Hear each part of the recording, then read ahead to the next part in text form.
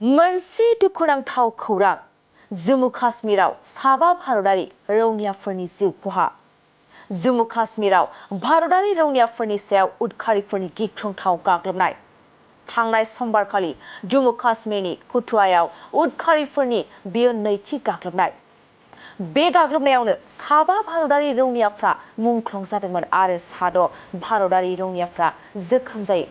लोगोसे मिथिनो मोननाय बादिब्ला जोखोम जानाय भारतारि रौनियाफोरखौ पान्जाबनि पठानकट मिलिटारि देहा फाहामसालियाव थिसननाय जादों। बे समाव भारतारि रौनिया हान्जाखौ गाग्लोबग्रा उदखारिफोरखौ नागिरनाया सोलिगासिनो दं।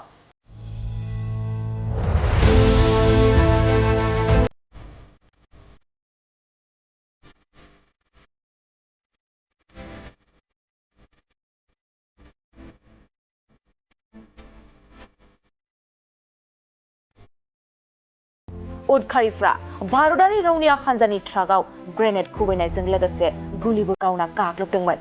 नंगौ, थांनाय समबारनि सानजौफु समाव जम्मु काश्मीरनि कुटुआ जिल्लानि गोथौ मासिदि ओनसोलाव उदखारिफ्रा मोनसे रौनिया हान्जानि कनभयखौ गाग्लोबनायाव साबा रौनियानि जिउ गोमायो आरो साद' रौनियाया जोखोम जायो।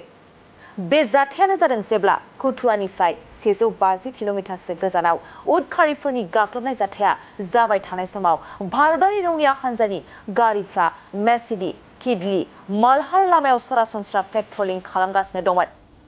बे समावनो उदखारिफ्रा भारतारि रौनिया हान्जाखौ गाग्लोबो। मिथिनो मोनबावनाय बादिब्ला उदखारिफ्रा भारतारि रौनिया हान्जाखौ गाग्लोबनायाव भारतारि रौनिया हान्जायाबो फिन गुलि गावनायाव उदखारिफ्रा खाथिनि हाग्रायाव खारलांदोंमोन।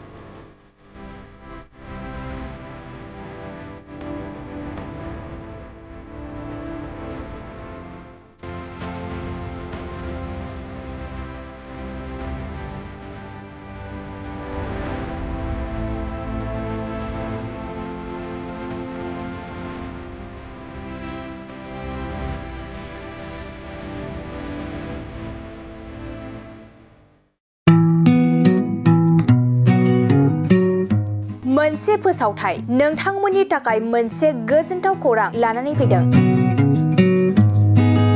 चिरां जिल्लानि सिङाव थानाय काजलगावनि सिफुं हटेलखौ गुवाहाटी नोगोरनि साखाथियाव थानाय सानसारियाव गोदानै मोनसे सिफुं हटेल ब्रान्च खुलिनाया नोंथांमोननि थाखाय गोजोनथाव खौरां लानानै फैदों।